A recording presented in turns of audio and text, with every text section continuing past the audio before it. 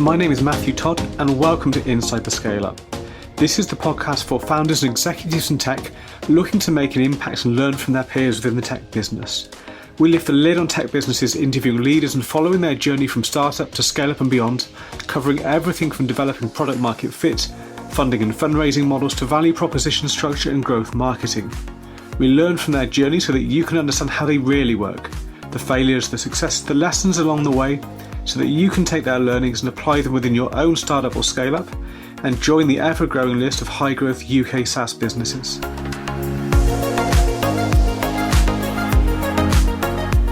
Hey, welcome back to the podcast. Pleased today to be joined by Maulik Sailor, founder, CEO of CodeMonk. Great to have you here. Thank you, Matthew. No worries. Looking forward to learning more about CodeMonk, learning more about the journey as well. But for the audience listening today, do you want to give us a little bit of background about what CodeMonk is and how you got there? So CodeMonk is a platform for companies to build their elastic tech teams. And the reason why we started that is given my background has always been in product development, working with global teams of software engineers and digital technical people. One thing which I always struggle with is your product roadmap keeps on changing continuously, whereas the team does not change as fast as you need them to. And I just found recruitment to be really slow. It's more reactive. It takes 3 to 6 months to hire for a single role. And I wanted to have a solution which enables me to change the skills availability in the team as quickly as the product changes, so that you can be faster, you can be more agile, you can be more lean as a growing startup. And that's what really got us to start CodeMonk. And then we also analyze certain behavior on the people side, and we believe that the way people are working, in particular the tech roles, is really changing very fast, especially post-pandemic. So I think we want to capitalize on the new emerging wave of working from anywhere, whatever the future of work means here. I see. So combination of your own product management experience, hiring experience, as well as seeing those working patterns change then. Yes, correct. So it was, I would say, an emergent story. We were monitoring certain trends over the last few years, and then we were trying to come up with some MVP and so on, and then pandemic hit. So we literally just launched whatever we had in our mind at the time, and then we continuously iterated on it. Why launch something? Why not just find your own way inside of the companies and startups you're working for and with? Why not just address that locally? Why create the SaaS platform in the first place? So it's an interesting question, right? So we actually did not want to create a SaaS platform to begin with. And we wanted it to be more like a discovery platform where the companies and talent can just discover each other based on their individual motivations, right? And as we started scaling and as we started growing the platform, there are two thoughts came, like two different conflicting ideas came up. Like one is we believe that the enterprise customers or companies will probably not use the platform. They're still used to this whole managed services like recruitment services and all. Yeah. Whereas fast growing companies would want something where they don't have to wait for human delays, right? They just want something that works on a click of button. So we decided to launch the SaaS side of the equation. I don't think we have it perfect yet. We're still iterating on it. But hopefully, we'll get within the workflows of, let's say, a fast growing scale up, so that they can scale their teams as well along with their own individual growth story. And is changing those hiring patterns, is that an easy barrier to break down, or was it pretty difficult, or do people see the value in the speed once they do start engaging in a different way? Yes, I think the initial barrier is high. Companies do not want to change process that are working for them. right? So in the beginning, we do find a lot of challenge trying to convince them in the value of our platform, why they need to change from the old school, post a job on LinkedIn, find people on LinkedIn, take them through the whole process, and Yeah. why an alternative way is better. So it really takes a lot of effort from our end to do that. But once they do, so what we see in our clients is once they hire us for a single role, then they build the entire team on the platform as well. So then they are very comfortable. They just set up their projects and then let the platform recommend them the talent as their project grows. We are also working on something very exciting. As I said, recruitment is very reactive. You identify a problem, like a gap in your team, and then you Yeah. go to the market to fill that gap. And it takes normally 3 to 6 months to fill up a single role. You can get contractors faster, but still is about a month or 6 weeks turnaround. We are flipping it the entire process that you have the required skills available to you before you actually need, based on your ever-changing roadmap. So Yeah. we are working towards that goal. We are developing certain machine learning algorithms to analyze the patterns and the skills gap, the capabilities, and other things to work it out. We are not there yet, but right Yeah. now, what we are able to do is give you recommendations, talent recommendations based on the gap in your existing team. What is missing right now, and how can you plug those gaps through the platform? But we want to make it more predictive as we scale. I see. That sounds really, really interesting, and yeah, definitely a very different way to look at recruitment. We actually, don't really call it recruitment. Yes, we are competing within the recruitment space, but we don't think that we are a recruitment services provider or a recruitment platform. We are like an access to skills platform, right? I see. The way, like, if you think the industry about 10, 15 years ago, previously you would do all your hardware setup in house and then host your softwares and everything else.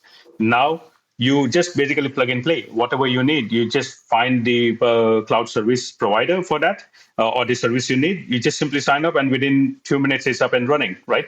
Yeah. And we want something similar where, depending on what you're trying to do, whatever is missing in your delivery capabilities, a lot of things can be done automatically, but things which need human input, can you have that human input on an on-demand basis, Yeah. as and when you need to, for how long as you need to? So it's different than recruiting someone and coming them in, for them to do the job, for them to get paid on a monthly payroll basis and all. So I think there's a lot of discovery to be done in this space. But one thing we are clear is that we do not want to be just another recruitment provider. Yeah. So you're very much going down to kind of a deeper level than that. Then it really is about on-demand access to the talent that you need to drive your product forward. Yes, and also on the talent side, I think if you're familiar with, then there's a trend recently where people are talking about portfolio careers. What it means is that you do not work 9 to 5 for one particular employer. Instead, you leverage your skills to as many companies or clients you can. So the equation is changing from employer and employee to more of a specialist with some specialism, and the clients or consumer of that specialty. And how Yeah. can you maximize your time or your the value creation that you are doing? So that trend is also happening on the talent side.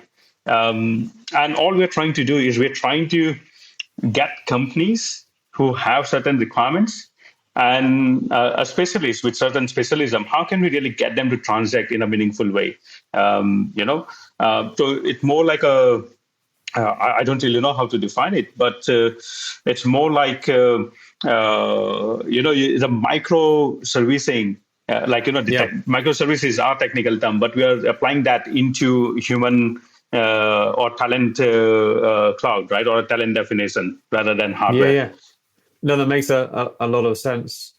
And in terms of having the right skills and talent then available on platform to provide to those companies, how did you How did you manage to get enough of a pool there to provide a meaningful service and talent pool where there would be availability as well as the quality?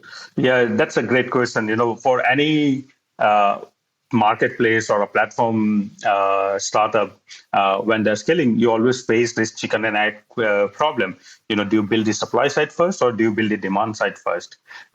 When we launched, as I said, we just launched whatever we had and we started to build the demand side first. And when the demand came in, they were asking for skill set which we did not had available on our platform. So then we started to scale on the supply side, on the talent side, to create more skills availability and so on. In the beginning, it was a lot of manual effort. I would be reaching out to individuals I know, like, call them for a favor. That, hey, just create your profile, give me feedback. What do you think? Where can I improve? And all those things. So I would reach out to people, my work colleagues that I've known for last 15, 20 years, and call them to do that, and bug them. Actually, just do it. Just do it. It's just a feedback for me, and a lot of them did. And that got us further insight in how they're completing their profile, where they're blocking. No one likes to, enter a lot of details. So our onboarding process was a little bit longer. And we tried to streamline that, make it as automated. We allow LinkedIn profile import now. But the way we work is also very different. We need certain data points, your individual skills profile, which LinkedIn or any other tool does not have. This is something unique we have developed. So again, we had to really iterate on the UX a few times before we got enough people converting.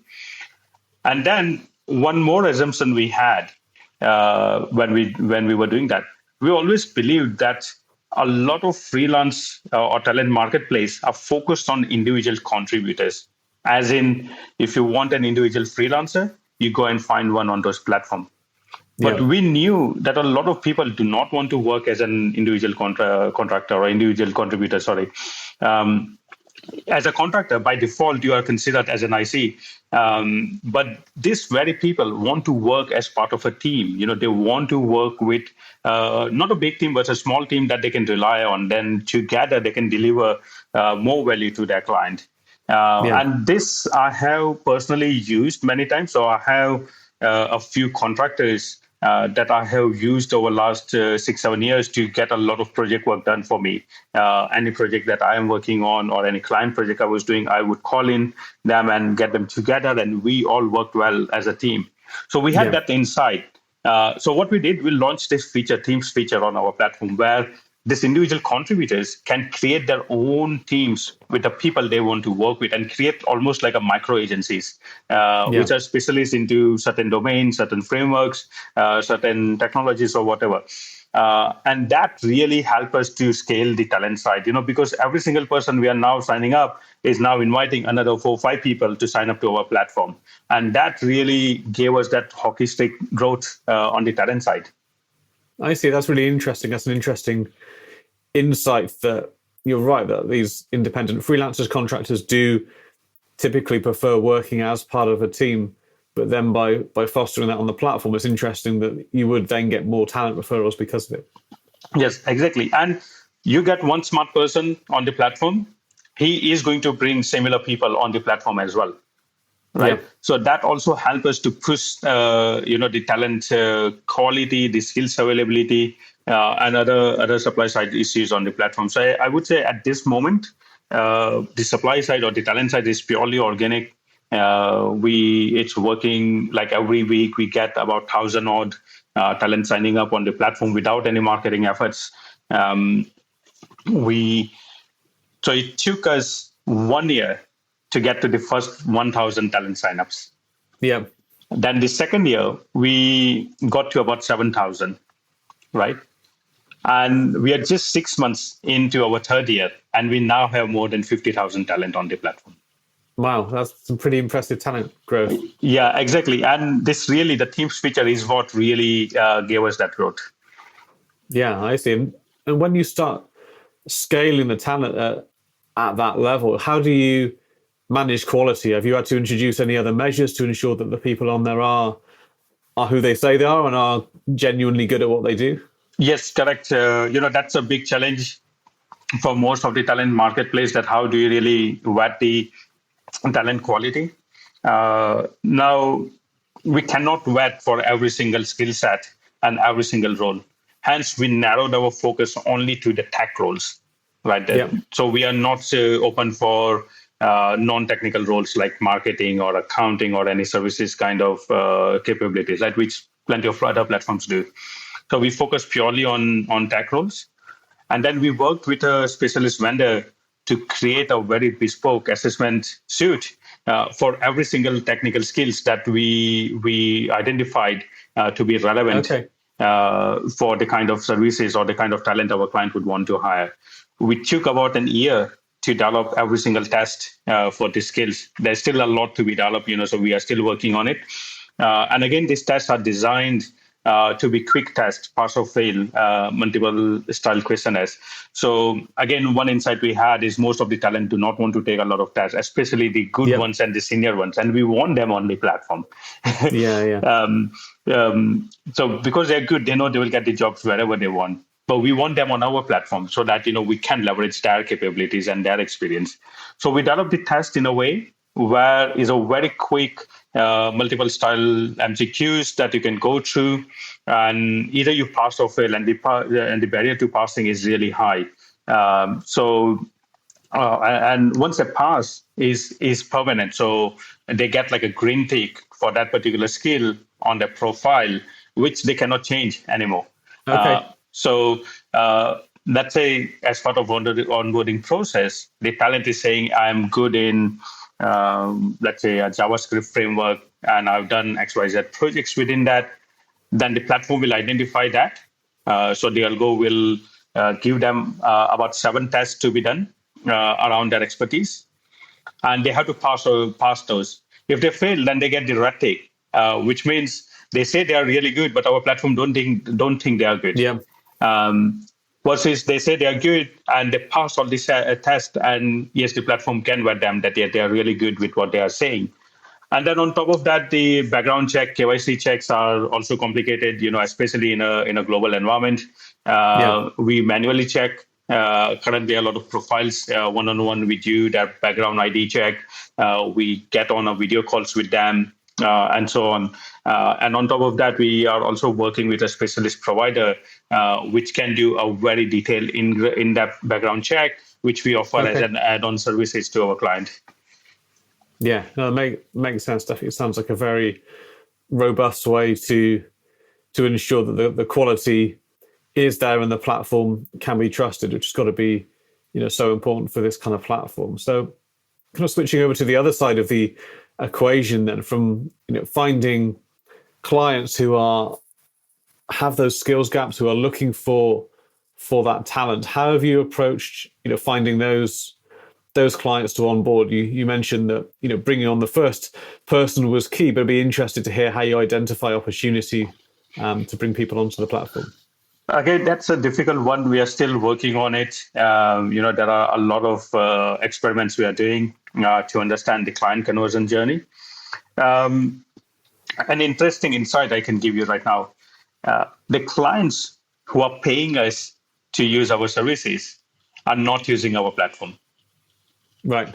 Whereas the clients who are using our platform, they are not yet willing to pay, right? That's an ironic situation, right? It doesn't mean our platform is bad. It's just that the bigger clients, as I said, the enterprise clients, they're used to working in old ways. So when we pitch for our services, the response we get from enterprise client is, hey, you know what? I need to fill up all these roles. Just give me the roles, And what we do is we act on behalf of the client on our platform and build the teams for them. And then we give those teams, we extract the profiles and we give it to the client, and they hire them, and they're happy to work with them. So we kind of, have an add-on offline service that we introduce in between, and they're perfectly happy to use, the outcomes, right? And now with the other side of the equation, on the what we find normally, the startups and scale-ups are more willing to sign up to the platform, and they sign up, they set up their projects, and they're looking to work with the teams. but we are trying to understand how they convert. What are the barriers from which are stopping them from converting, and so on. Yeah. And I think one barrier which we have identified is that we have all this notion, that hey, someone has worked for, let's say, Google or Facebook. By definition, they are supposed to be very good. Yeah. And you're operating in a remote world, in a global world. A lot of really good talents in different parts of the world. They have not worked for Google or Facebook or FANG companies, Yeah. right? So we by naturally we think they are not very good.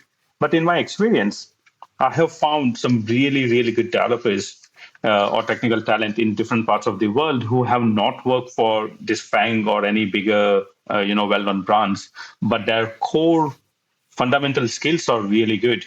Yeah. So getting the startups or the clients who are signing up to convince that value, I think that is where we need to do some more iterations.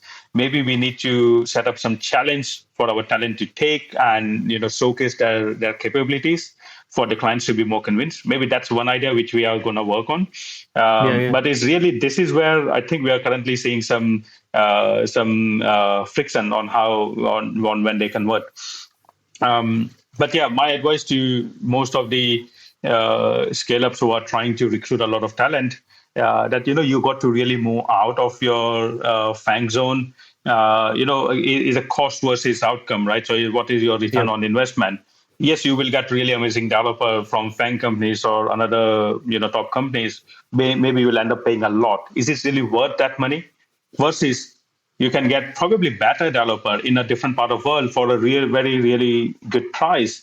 Yeah. And you can set up the arrangement in a way where it's more flexible arrangement. You can scale up and down as and when you need to. You want the skill on a full-time basis, on a part-time basis, on an ad hoc basis, whatever the combination is, you can create that on a platform.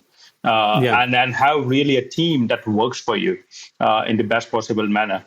And that's a typical advice that I would give to a lot of growing startups. And we live by it. Our own platform is built by people from the platform.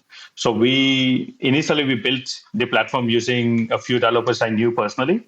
But as we scaled, we also scaled our team, and people that are working on our platform, they take care of everything. Super reliable people. They will chase me on like Friday night, on Saturday night, or Sunday night. Hey, Maulik, you need to give me this info. We are blocked on you right now. They take ownership of their work. They deliver good value, good quality, and good value output at a very good price. Yeah. No, I think that's awesome. I think that's really good that you've been able to actually use the platform to iterate and build on the platform. I think that's the ultimate proof that you have a system that works, you have a method that works, and you have access to the right kind of talent as well. Yeah. And our core platform team is working from 4 different continents. Yeah. 90% of my full-time staff, they have never met in person. And we've been running like this without any physical office for last 3 years. And we're growing. We have raised a pre-seed round. As a platform, we are growing. We are generating revenues. We are profitable, from cash flow point of view, and so on, which is what a lot of startups aspire to do. And we are already doing that without having an office, without having, all those FANG employees, right? Our engineering quality was actually reviewed by the pre-seed investor who came in. Outlier Ventures, they are one of the top VCs out there. And they reviewed our engineering practices, and they were also very impressed with what we have done. Yeah, no, I think that's really, really good. And I like also what you're saying about different models for people engaging with you as well. And the fact that you were willing to work with those enterprise customers with more like a service-based, professional services-based offer as well as the platform offer. And I think a lot of SaaS companies and startups especially can actually be really hesitant to put in any kind of professional services on top of the platform because they perhaps have a vision of, we've got this SaaS platform, it should be entirely self-serve. We build it and customers will just turn up and use it and pay us lots of money, which of course isn't quite how things go in the real world. But I think, because of that, perhaps they they don't put those professional services in place. But actually, a lot of SaaS companies, a lot of successful SaaS companies, do have a percentage of revenue that is derived from professional services as well, and that's okay. That is also expected, and as long as it's below a certain percentage, you can still consider yourself to be a SaaS business and have professional services. Yeah, yeah, that's a very good point, Matt.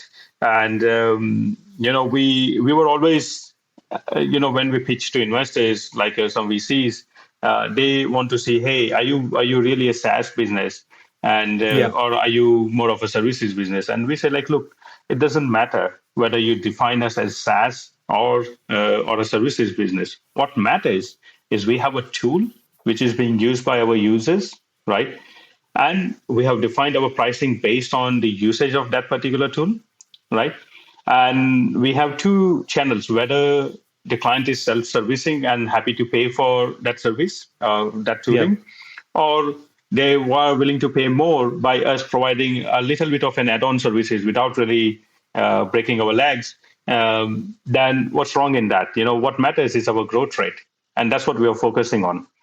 That is definitely the right attitude. And like I say, I would expect, a lot of businesses, SaaS startups, they probably should be adding professional services on top, especially early on when the platform may not even be entirely the right fit for them to self-serve at that point in time anyway. And also, as you say, you also have to have a degree of fitting in with their existing patterns whilst innovating, whilst disrupting as well. You have to bridge that gap somehow. Exactly. And it helps. I mean, you very rightly say, we have to understand their working pattern, their existing workflows, for us to be able to plug into those gaps or replace those workflows with a smarter solution. We can know that only if we are actually doing the work on behalf of the client. Yeah.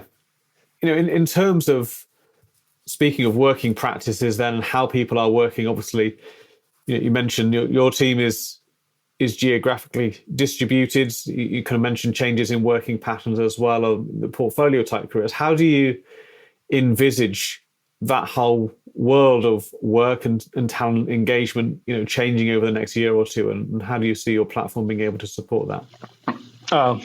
So I think there are plenty of stats out there which predicts that tech work is going to be mostly remote only. It's going to be increasingly remote. It's going to be increasingly freelance basis. So I think there's some stat from a platform called Buffer and also Upwork. They done a lot of research, and they think about 80% of the tech roles will become freelance and on an on-demand basis. Your permanent employment within tech industry is going down anyways. On-demand workers are becoming more and more like a norm. Right now, if you see post-pandemic, a lot of companies are hiring on a remote basis. Developers do not want to go back to the office. Not everyone, but some prefer going back to the office, but a lot of them do not want to go back to offices for multiple reasons. You are saving time, you are saving money on your commute. You can still collaborate with your team. You can always find ways to collaborate online or in person, depending on your work environment. So you get more from your life by working remotely from wherever you like. And we think that trend is going to continue. And we are taking one more bet in that process, that the traditional employment definition that we know possibly is no longer relevant. What is an employment? I think the whole employment models were designed in 18th century during the industrial era, where you wanted a lot of workforce to come together in a factory to work on the assembly lines to produce the output. Right? It was a sequential process. Hence, you needed to coordinate the human, the manpower, and everything else. Now, thanks to technologies and the growth in software, automation, AI, and everything else, the work within tech domain mainly is more distributed, is more async. Even your APIs are async now. So people are getting more convenient in working in an async manner. The communications are becoming very async. So then is still the whole contracts, the employment contracts and the whole regulations around them make sense anymore? Or is there a need for something new over here? Maybe a new ways of working, the new regulation and governance around that, from government point of view as well, to make it happen, Absolutely. So I think I don't really know what's the answer to that trend, but we do think that the tech work will become quite different. Maybe you don't need to define your employment contract anymore. You are just paying for the outcome, saying, hey, you know what, I need XYZ done. Just tell me a price. I'm happy to pay for it. If you deliver me the outcome, you can enforce that using smart contract, using blockchain, and there are already certain things happening in the space around that where virtual teams are working on a blockchain platform to deliver outcomes for the client. The deliverables are defined as a smart contract, and once you have all the tick marks done, it automatically transacts or settles the payments between the two party and so on. So there are quite a new models emerging in that space, and we believe that that's what is going to happen within the tech industry first, and possibly will replicate to other industries.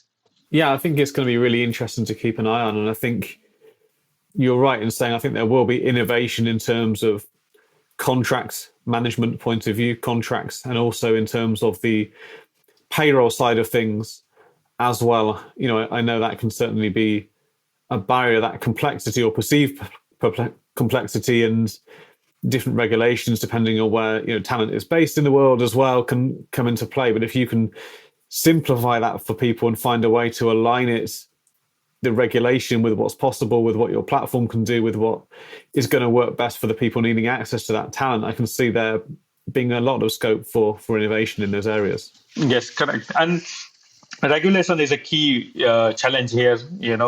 A lot of countries and their government do not want to lose the tax revenues. That's what is more important for them. Hence, they create all these regulations on how many days you can stay in that country and how many days you can work remotely and all those stuff. Some countries are more open and so on, and that is the reason why you also see a lot of employment of record providers coming up in the last few years, like Deal, Omnipresent, Oyster, which are all our partners, by the way, to provide the compliance cover for our clients. But you have all those compliance platforms available, and they're tackling the problem head on.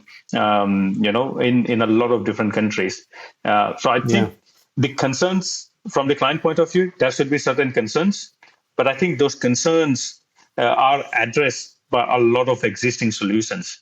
Perhaps one of the issues to tackle there then may be awareness as providers do emerge with solutions for this kind of globally distributed way of working. I think a lot of startups, scale-ups probably just aren't aware of those solutions, or perhaps aren't aware of how accessible they are to them. So I think it's really interesting that you can find a way to pull all of that together to simplify that whole process. I know a lot of people that have started looking into employing people in different parts of the world and just got overwhelmed at the first step with not being able to understand what they are allowed to do, supposed to do, etc. Yeah. And also, I think it's a shift in mentality which needs to happen from the startup founders. You want your startup, for most of the founders, right? You want your startup to be used by a global audience. Thanks to internet, anyone can use the online products anywhere, right? So why would you not have your talent anywhere? No, absolutely. And I think that will also bring, a more diverse perspective on what your product does, as well as how it's built. It surely stands a better chance of appealing to a global audience if you have a global team building it. Yes, exactly. To be honest, I would say I was a little bit lucky that I worked in a global 24/7 delivery model back in like 2006, 2007, where my product team, the way it was designed, had different components built in different parts of the world. And we were continuously, every day, the cycle was repeating. And every day we are getting a lot more done. Instead of working 9 to 5, the team was working 24/7 continuously. Not one person is working 24/7, but the way the teams were located and the workflow was designed, we were getting 24/7 output continuously. Yeah, I think that's super interesting, that paradigm shift. I've not seen that done in many places, if any. I've seen a few companies get close to it. But yeah, myself, I've seen when it does work well, it works incredibly well. Yeah. The productivity, the ability to adapt and change. People measure velocity in their development teams. They typically don't measure it very well or for the right reasons, etc. But when you do have those kind of models implemented, the speed at which you are able to deliver value can be extremely impressive. Yes. And talking of that delivery, our current delivery team, which is again spread in multiple parts of the world, they all work flexibility. We have not defined that you work 9 to 5 or whatever time hours. We've just said, like, look, between your team, you coordinate how you want to work. Make sure that you're not blocking any other person. And the team takes the ownership of that. They ensure they are proactive in their communication or any dependencies they have. They try to resolve it upfront. And I see them to be really flexible. Some of the people, a lot of people migrate for work, but a lot of my team members are actually migrating back to their families and staying them in remote part of the world. And they're still coming online. They're still getting their work completed. They're removing any dependencies. At times I'm the one who is blocking them, and they chase me that, hey, you need to resolve this or unblock me so that I can continue with my work and so on. So I think that mentality change is more important. You can easily trust the people to do the work. And security normally is defined as a zero trust environment. You can implement a global, security protocols where you can monitor every single activity that these people are doing. You can implement rules or policies stopping them from doing things that you don't want them to do, and so on. So it's possible. Yeah. We don't normally take those extreme measures internally. We trust our people to do the right thing. And so far, I would say my team is really good. I'm really proud of my team. Yeah, no, fantastic. I think it's great that you fully buy into the model, because that's how you're building your platform and then allowing other people to build their tech products and businesses as well. Yeah. So I think it's got that great kind of self-serving nature to it, where it works, because if it didn't work, you wouldn't be in business yourself anyway. So I think that's really good when you do get those kind of alignment in products and the people that are building them. Yeah. So one thing I want to talk about is time tracking. Yeah. A lot of companies, they believe when someone is working remotely or from home, they're not working, so they install all this time tracking software and rest of the things. We had certain issues in our team as well, that some of the people, they say they are online, but they're not online. They say they'll deliver the work, they're not delivering. So we had certain problems. And there was some recommendation from other team members, hey, we install time tracking and all. But we, like me particularly, proactively resisted any time tracking. And our motto was simple, like, look, if we need to track someone's time, means we can't trust that person, means that person do not have any role in CodeMonk or on our platform. Yeah, no, I think that's a good policy. It does show a lack of trust. And if there's a lack of trust there, why are you working with someone you don't trust? Exactly. So hire people that you can trust them to deliver, give them that opportunity to fail. And if they do not fail, they deliver the work that you are giving them to do in a good way. Then why can you not have that person working for you? Then you don't need time tracking. You don't need to micromanage, right? And you get better outcomes. All that I can say. That again, I very strongly advocate for global employment models. I advocate for companies to, particularly the scale-up companies, to really build elastic teams. Do not recruit everyone in-house. You see all this layoff happening because companies don't really know what they're recruiting for. They even the big companies cannot really get it right. And so best thing is to have flexibility.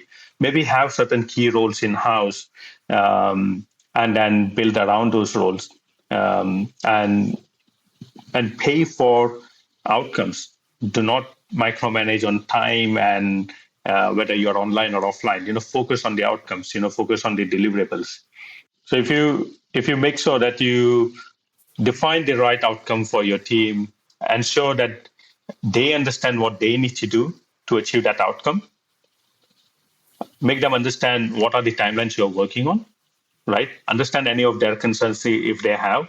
And once you're all on the same page, just kick off and let it run. In my experience, I've seen people really going out of their way to deliver those outcomes. Yeah, absolutely. When there is a clear goal that people are aiming for, they have the capability, the skills, their expertise to deliver it. They're typically very motivated to get that done. And I've seen a lot of time myself as well. That kind of model of engaging, freelance talent can often be far more effective than a time-based model, which can sometimes, not always, but sometimes lead to some inefficiencies. Yes, exactly. And agile, one of the agile principles is that you need to keep your team small. To create small teams. Trust them to deliver. Implement your checkpoints. Regular checkpoints to understand where they're getting blocked and try to proactively remove those blockers. Will get you better outcomes, right? Yeah. I mean, what's the point? A lot of people come to the office and then they put their headphones and they don't even talk to each other, right? I've seen that many times before. I've seen two people sit down in an office, headphones on, staring at the screen, and they are talking to each other on Slack, even though they are right next to each other. Exactly. And then the company spend a lot of time and money trying to increase the collaboration, let's do team building and that and that. But it's not working. That's a fallacy. You're just wasting time, everyone's time and money for the wrong outcome. If these people, they're coming in the office, they're not talking to each other, they're not, they are working and collaborating, but they're not talking to each other. They are not as social as you want them to be. It doesn't matter. Let them work remotely. They'll be better. They'll be happy.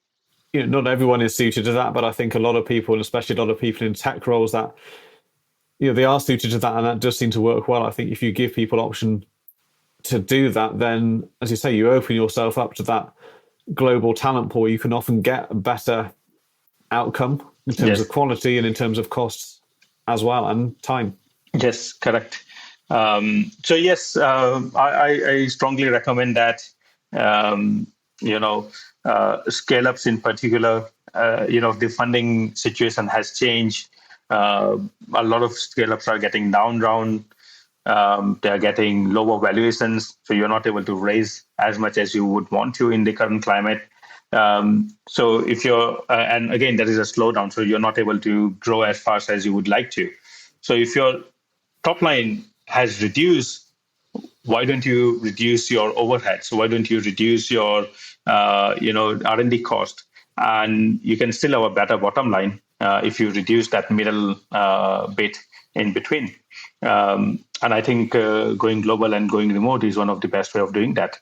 Yeah, no, I think that's great advice for any scale up to certainly investigate and see if it is an appropriate model for them. And just before we do wrap things up as well, I think it's been a super interesting conversation on both how you've built CodeMonk using remote talent, but then also those areas around managing remote talent as well. Is there any other advice you would give any founder of startup or scale up listening to this? Yes, 100%. So typically, a typical management advice a lot of founders and CEOs get is to reduce their capex and move the lines to the opex, as in you're reducing your capital expenditure and make it variable operational expenditure as a variable cost, so that cost can you're not paying upfront and instead you pay in chunks as you scale. That's a better financial management. And hence, a lot of SaaS tools basically work with the enterprise, because enterprise are proactively looking to move to variable cost and OPEX rather than CAPEX, right? And your tech team is one of the biggest CAPEX you have. Why don't you move that to OPEX, right? Make it variable, which can scale up and down as per your other financial metrics. And you can really optimize, financially engineer your company in the best possible manner to ensure that you always have enough liquidity. You can extend your runway. You can extend or increase the margins you're earning, and so on. So I believe that this is the right model to go. You have cloud hardware. Why don't you have cloud skills enabled by talent anywhere in the world? focus on the outcomes. Don't worry about 9 to 5. Don't bother time tracking. If you're getting the right outcomes at the right price at the right time, then just go for it. Yeah, no, I think that's great advice and a great way to look at software engineering, but also in the context of financial engineering to what is going to give your startup the best chance of success. So yeah, thank you very much for sharing this. Obviously, we'll leave links to CodeMonk in the notes as well for anyone interested in taking a look for themselves, finding out more. But yeah, thank you for sharing your story this morning and taking the time. Cool. Thanks a lot, Matthew, and thanks a lot for any of the audience listening. Always feel free to reach out for any tips or any advice, or even just to share notes on individual growth stories and failures that we face every single day. No, absolutely. No, thank you again. Thank you. Thank you for joining me on this episode of Inside the Scale-Up. Remember, for the show notes and in-depth resources from today's guest, you can find these on the website insidethescaleup.com. You can also leave feedback on today's episode, as well as suggest guests and companies you'd like to hear from. Thank you for listening.